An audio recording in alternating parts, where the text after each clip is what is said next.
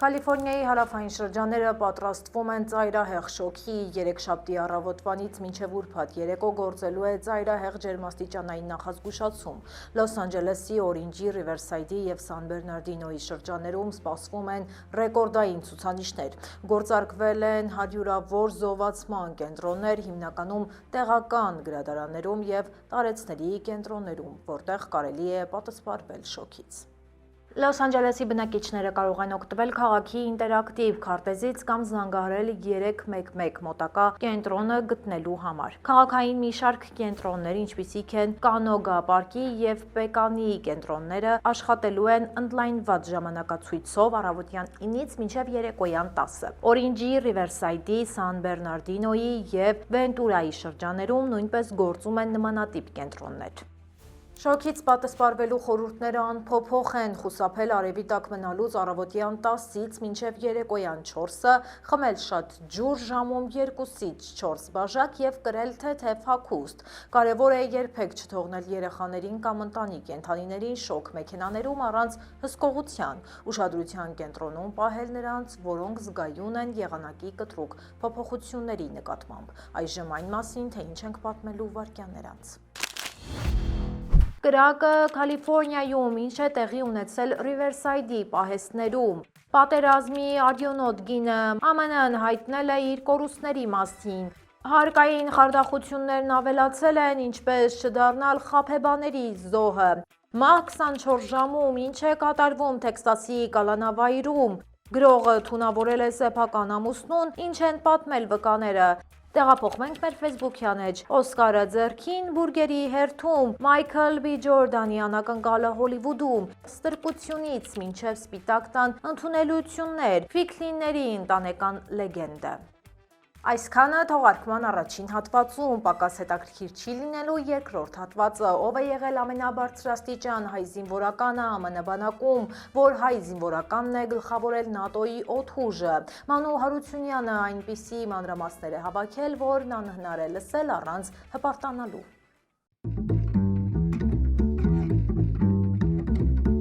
Բարև ձեզ, դուք միացել եք Glendale News-ին, ես Լենա Կարապետյանն եմ, ինչպես միշտ ձեզ կներկայացնեմ Ամերիկայում տեղի ունեցող ամենահետաքրքիր ու կարևոր թեմաները։ Եթե ուզում եք աջակցել մեզ մեկնաբանություններում, պարզապես գրեք ձեր առաջարկներն ու կարծիքը մեր նախագծի մասին եւ իհարկե անպայման լայքեք տեսանյութը։ Հիմա անցնենք այսօրվա թեմաներին։ Այս շաբաթ շոկը կհարվածի ոչ միայն Կալիֆորնիայի, նաև Արիզոնայում և Նևադայում ջերմաստիճանը կգերազանցի նորմալ 20 աստիճանով, հիշեցնելով հունիսի սկիզբը։ Ավելի քան 39 միլիոն մարդ գտնվում է շոկի մասին նախազգուշացումների գոտում։ Ազգային օդերևութաբանական ծառայությունը նշում է, որ ջերմաստիճանը ռեկորդներ կսահմանի Սակրամենտոյում, Ֆինիքսում, Լաս Վեգասում, Քոլորադո Սփրինգսում։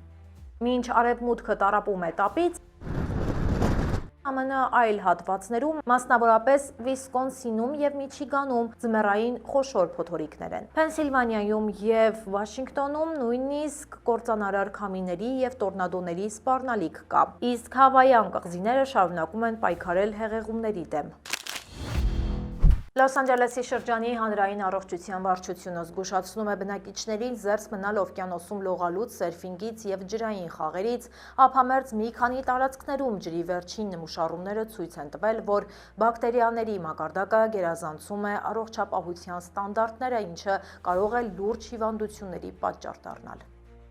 Զգուշացումը վերաբերում է Լոս Անջելեսի շրջանի մի շարք հայտնի վայրերին, մասնավորապես Սանտա Մոնիկա նավամատույցին, Մալիբուի Թոփանգա Քենյոն լողափին և Սըրֆրայդեր լողափին Մալիբու Լագունայի հարևանությամբ։ Արգելքը տարածվում է նաև Էսքոնդիդո պետական լողափի, Փուերկո լողափի և Ուիլ Ռոջերս պետական լողափի վրա։ Այս վայրերում խորհուրդ է տրվում խուսափել ջրից 100 յարդ շառավղով նշված կետերից դեպի ափի երկու ուղղություններով։ Իշխանությունները հորդորում են ուշադիր հետևել տեղեկատվությանը օվկիանոսի վիճակի փոփոխություններին ծանոթանալու համար։ Բնակիչները կարող են նորություններին տեղեկանալ պարբերաբար թարմացնելով օվկիանոսի մշտադիտարկման քարտեզը։ Չորուտակ եղանակի առաջին հետևանքներն արդեն արձանագրվել են Կալիֆորնիայում Ռիվերսայդ քաղաքում ուժգին հրդեհ է բռնկվել, որը սպառնում է տարածվել նաև մերձակա տարածքներում։ Կրակը նկատվել է կեսօրից հետո Մեյն Սթրիթի վրա գտնվող ցանկապատերի արտադրամասից, ապա արագորեն տարածվել մոտակա փայտե իրերի պահեստի վրա։ Շոգ ու քամոտ եղանակը դժվարեցրել է հրշեջների աշխատանքը։ Օդից ժամեր շարունակ դիտարկվել են ծխի հսկայական սյուներ, հրդեհի բռնկման պատճառները դեռևս պարզվում են։ Մեյն Սթրիթը ժամանակավոր փակվել է։ Նախնական տվյալներով տեղեկություններ չկան տուժածների մասին։ Թրամփը հայտարարել է, որ Իրանում շարունակվող պատերազմով պայմանավորված ցանկանում է մեկ ամսով հետաձգել իր այցը Չինաստան։ Ըստ պլանավորվածի նա պետք է հանդիպեր Չինաստանի նախագահի հետ։ Ավելի վաղ բարձրաստիճան մի շարք պաշտոնյաներ էին հայտարարել այցը հետաձգելու հավանականության մասին, սակայն հերքել էին, թե դա Պեկինի վրա ճնշում գործադրելու փորձ է Հորմուզի նեղուցը վերաբացելու հարցում։ Այնուամենայնիվ Հորմուզի թեման մնում է օրակարգում։ Թրամփը հույս ունի, որ Չինաստանը եւ այլ երկրներ կօգնեն անվտանգ դարձնել այդ առևտրային ուղին, սակայն Չինաստանը Իրանի դաշնակիցը քննադատել է ԱՄՆ-ի եւ Իսրայելի հարվածները, դրանք որակելով որպես միջազգային իրավունքի խախտում։ Պեկինը դեռ չի արձագանքել Թրամփի նոր հայտարարություններին։ Չինաստանը չի շտապում նաեւ Հորմուզի հարցում, առավել եւս, որ Իրանը թույլ է տալիս Չինաստանին ավերին անցնել նեղուցով։ Իրանի դեմ ԱՄՆ-Իսրայել համատեղ ռազմական գործողությունների մեկնարկից ի վեր ամերիկյան կողմը հայտարարել է զգալի կորուստների մասին։ ԱՄՆ կենտրոնական հրամանատարության պաշտոնական տվյալների համաձայն էպիկական զայրույթ գործողության ընթացքում վիրավորվել է շուրջ 200 ամերիկացի զինծառայող։ Թեև վիրավորների մեծ մասի վնասվածքները թեթև են եւ 180-ն արդեն վերադարձել են ծառայության, այնուամենայնիվ կան նաեւ ծանր վիրավորներ։ Ռազմական գործողությունների հետևանքով զոհվել է 13 ամերիկացի զինծառայող, 6-ը մահացել են Իրաքի արևմուտքում ինքնաթիռի վթարից, եւս 6-ը Քուվեյթում իրանական անօդաչու թռչող սարքի հարձակումից, իսկ 1-ը Սաուդյան Արաբիայում ավիաբազայի վրա հարձակման հետևանքով։ Պատերազմի ընթացքում զոհվել է ավելի քան 1300 իրանցի, փոխանցում են իրանական աղբյուրները։ Լիբանանում հարյուրավոր խաղաղ բնակիչներ են զոհվել, իսկ Իսրայելում 15 մարդ։ Թրամփի վարչակազմը նոր դատական հայց է ներկայացրել, մարտահրավեր նետելով Կալիֆորնիայի ավտոմեքենաների արտանետումների խիստ չափորոշիչներին, թեև Կալիֆորնիան տասնամյակներ շարունակ իրավունք է ունեցել սահմանելու դաշնայինից ավելի խիստ նորմեր շրջակա միջավայրի աղտոտվածության դեմ պայքարելու համար, այժմ դաշնային իշխանությունները պնդում են, որ նահանգը գերազանցել է իր լիազորությունները։ Կալիֆորնիայի նահանգապետի գրասենյակը կտրուկ քննադատել է այս քայլը, հատկապես Իրանի դեմ պատերազմի հետևանքով բենզինի գների կտրուկ աճի ֆոնին։ Մասնագետների կարծիքով հարցը խիստ անտեղի է, հաշվի առնելով առելիքի գների շուրջ հանրային անհանգստությունը։ Այս պայքարը նոր չէ։ Անցյալ տարի Թրամփը արգելափակել էր Կալիֆորնիայի նորարարական արգելքը նոր բենզինային մեքենաների վաճառքի վերաբերյալ, ինչը նահանգում դատական գործընթացների տեղիք էր տվել։ Հարկային սեզոնը շարունակվում է, հարկային խաբեբաների ակտիվությունը աճում, արհեստական բանականությունը նրանց տալիս է նոր ավելի նուրբ գործիքներ մարդկանց մոլորեցնելու համար։ Մասնագետները նախազգուշացնում են, հարկային ծառայությունը երբեք չի կապնվում քաղաքացիների հետ հեռախոսով կամ տեքստային հաղորդագրություններով, սպառնալիքներ հնչեցնելով կամ վճարումների պահանջներով։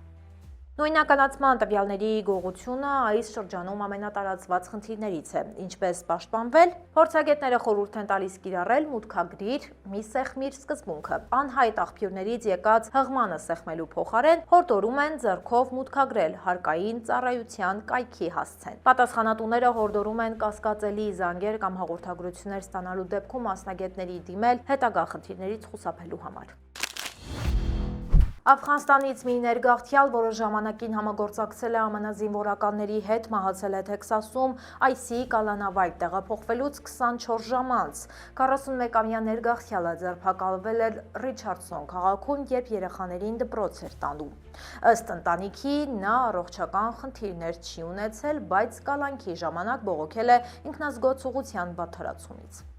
IC հայտարարության համաձայն տղամարդու մոտ կալանավայրում շնչառության և կրծքավանդակի ցավեր են սկսվել, ինչից հետո նրան տեղափոխել են հիվանդանոց, հաջորդ առավոտյան նրա լեզուն այտուցվել է և հակառակ օգնության փորձերին նա մահացել է։ Կառույցը նշում է, որ նա ձերբակալվել է թիրախային գործողության շրջանակում, նախկինում կատարած խարդախության և գողության մեղադրանքներով, սակայն ընտանիքը հերքում է այս տեղեկությունները։ Յուտայի դատարանը երկարատև դատավարությունից հետո մեղավոր է ճանաչել 35-ամյա Քուրի Ռիչինսին իր ամուսնուն ֆենտանիլով թունավորելու համար։ Մանկական գրքերի հեղինակը, որը գրել էր վշտի մասին գիրք նվիրված հանգուցյալ ամուսնուն, մեղադրվում էր ծանրացուցիչ հանգամանքներով սպանության, խարդախության և կեղծարարության մեջ։ Դատախազությունը ներկայացրել է ավելի քան 40 վկա, այդ թվում տնային տնտեսուհուն, որը խոստովանել է, որ Ռիչինսին մի քանի անգամ թմրանյութ է վաճառել։ Թեև Ռիչինսի պաշտպանները պնդում են, որ մեղադրանքները չեն հիմնավորվել ապացույցներով, ատենակալները միաձայն վճիռ են կայացրել։ Էրիկ Ռիչինսի ընտանիքը դատավճռից հետո երախտագիտություն է հայտնել արդարության հասնելու համար։ Դատապարտյալի պատժաչափը պետք է որոշվի մայիսին։ Մեղադրյալի փաստաբանները պնդում են, որ իրենց պաշտպանյալ պահպանել է իր անմեղությունը հենց սկզբից, սակայն դատարանի որոշումը վերջակետ դրեց այդ աղմկահարույց գործին։ Այժմ եկեք տեղափոխվենք մեր Facebook-յան էջ, որտեղ ամեն օր հրապարակում ենք վերջին թարմնորությունները։ Հոլիվուդի In-N-Out Burger արագ սննդի կետում այցելուները անմոռանալի տեսարանի են ականատես եղել։ Մեղավորները ֆիլմում կատարած դերի համար լավագույն դերասան անվանակարգում Օսկար շահած Մայքլ B. Ջորդանը արձանիկը ձեռքին ներս է մտել բուրգեր պատվիրելու։ Ըստ ականատեսների դերասանն իրեն դրսևորել է չափազանց հանգիստ, հակառակ հազարավոր երկրպագուների ուշադրությանը։ Հարկ է նշել, որ In-N-Out Burger-ը վաղուց ավանդական վայր է դարձել հոլիվուդյան աստղերի համար մրցանակաբաշխության արարողությունից հետո այցելելու համար։ Մայքլ B. Ջորդանի համար սա առաջին Օսկարն էր, իսկ նրա ֆիլմը Sinners-ը ընդհանուր առմամբ շահել է 4 մրցանակ, այդ թվում լավագույն սցենարի, օպերատորական աշխատանքի և օրիգինալ երաժշտության համար։ Ավելի քան 80 տարի Սպիտակ տանը նախագահները գալիս են։ Լրահոսից ահա այսքանն էինք առանձնացրել այսօրվա համար, թողարկումը կշարունակի իմ գործընկեր Մանու Հարությունյանը։ Ամերիկյան բանակի հայ հերոսները Մանուն պատմելու է այնպիսի հայերի մասին, որոնցով հպարտանալու հիմքեր ունենք բոլորս, և նրանք եղել են բանակի գրեթե բոլոր ոլորտներում, այնպես որ առաջիկա րոպեներին ձեզ հետաքրքիր բացահայտումներ են սպասվում։ Բարև ձեզ, այսօր պատմելու եմ ԱՄՆ զինված ուժերում ծառայած բարձրաստիճան հայերի մասին և հավատացեք, առաջիկա րոպեներին հպարտանալու շատ առիթներ կունենանք միասին։ Սկսենք հռչակավոր Պոլ Իգնատիուսից, ԱՄՆ պատմության մեջ ամենաբարձր պաշտոն զբաղեցրած հայ ազգի զինվորականից։ Պոլ Իգնատիուսն իր փառահեղ ուղին սկսեց դեռևս Երկրորդ համաշխարհային պատերազմի տարիներին ամերիկյան նավատորմում։ Շուտով նրա ակնառու տաղանդն արժանացավ բարձրագույն ղեկավարության անմիջական ուշադրությանը։ 1967 թվականին Իգնատիուսը նշանակվեց ԱՄՆ ռազմածովային ուժերի նախարար, զբաղեցնելով այդ բարդ պաշտոնը Վիետնամի պատերազմի ամենաթեժ տարիներին։ Նրա հմուտ ղեկավարությամբ նավատորմն աննախադեպ արդիականացվեց և զգալի հզորացավ։ Ի պատիվ նրա 2019 թվականին ռազմածովային նավատորմը անվանակոչեց USS Paul Ignatius գերժամանակակից ռազմանավը։ Բավական է միայն ասել, որ նման պատվի արժանացել են Ամերիկայի ոչ բոլոր նախագահները։ Այս հաղորդման երկրորդ հերոսը լեգենդար 4 աստղանի գեներալ Ջեֆրի Հարիգյանն է, ամերիկյան ռազմաօդային ուժերի ամենակարկառուն ու ճանաչված դեմքերից մեկը։ Ունենալով հայկական արմատներ, նա երբեք չի մոռացել իր ծագման մասին և միշտ հպարտացել է դրանով։ Նրա հնչեղ անունը հոմանիշ է երկնքում անվերապահ առավելության և ռազմական բարձրագույն արվեստի հետ։ Գեներալ Հարիգյանը որպես մարտական օդաչու ունի ավելի քան 4100 ժամ թռիչքային անգնահատելի փորձ F-22 և F-15C հզոր կործանիչներով։ Նա պատվով ղեկավարել է ԱՄՆ ռազմաօդային ուժերը Եվրոպայում և Աֆրիկայում, ինչպես նաև հանձն է առել ՆԱՏՕ-ի դաշնակցային օդային հրամանատարությունը։ Հարիգյանը անձամբ մարտական բարդագույն թռիչքներ է իրականացրել Պանամայում և Իրաքում։ Նա բազմիցս ապացուցել է իր անգերազանցելի արիությունն ու փայլուն պրոֆեսիոնալիզմը։ Հաջորդ բարձրաստիճան զինվորականը պատմական խիստ կարևոր կերպար է, հայտնի բրիգադային գեներալ Հայկ Շեքերջյանը։ Նա ոչ միայն անգնահատելի ծառայություն է մատուցել ամերիկյան բանակին, այլև մեծապես աջակցել է բազմաթիվ հայ փախստականների։ Նա իրական առաջամարտիկ է հայ-ամերիկյան ռազմական փառահեղ պատմության 100-ամյա ընթացքում։ 1911 թվականին Շեքերջյանը դարձավ հռչակավոր Վեսթ Փոյնթի ռազմական ակադեմիան ավարտած առաջին հայ ազգի կուրսանտը։ Երկրորդ համաշխարհային պատերազմի ժամանակ նա նշանակվեց Ալաբամայի Սիբեր ռազմակայանի գլխավոր հրամանատար, շուտով ստանալով բրիգադային գեներալի բարձրագույն կոչումը։ Պատերազմից հետո այս վաստակաշատ գեներալն իր ողջ եռանդն անմնացորդ նվիրեց դժվարին կացության մեջ հայտնված հազարավոր հայերին։ Նա փայլուն կերպով կազմակերպեց բազմաթիվ հայ փախստականների փրկությունն ու նրանց ԱՄՆ-ում վերաբնակեցումը։ Չորրորդերոսը ԱՄՆ ռազմաօդային ուժերի բրիգադային գեներալ Մայքլ Թաշջյանն է իր տեխնիկական և կառավարչական անգերազանցելի տաղանդով։ Նրա դերակատարումը խիստ մեծ է եղել ամերիկյան զինված ուժերի համակարգերի արդիականացման շատ բարդ գործընթացում։ Թաշջյանն իր ամբասիր և նվիրված ծառայությամբ վաստակել է թե բարձրագույն ղեկավարության և թե շարքայինների անվերապահ վստահությունը։ Նա իսկական և անփոխարինելի օրինակելի հրամանատար էր բոլորի համար։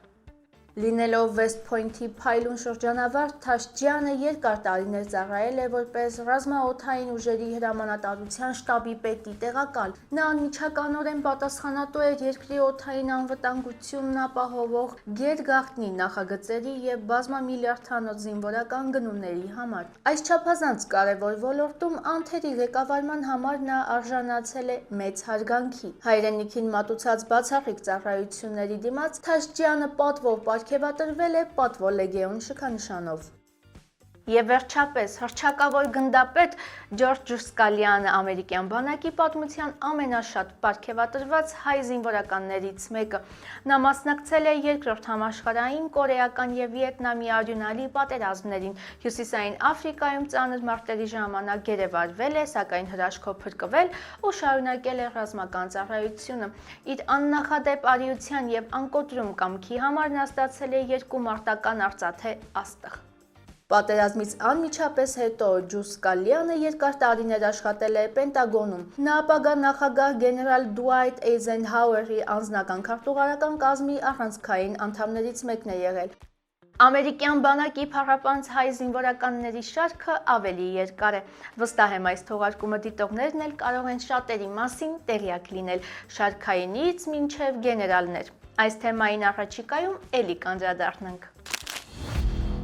Այսօրվա հանդիպումը ավարտին մոտեցավ, համոզված եմ, որ հավանեցիք։ Մեզ աջակցելու համար պարզապես լայքեք մեր տեսանյութը և բաժանորդագրվեք մեր ալիքին։ Կհանդիպենք վաղը ժամը 5-ին։ Հաջողություն։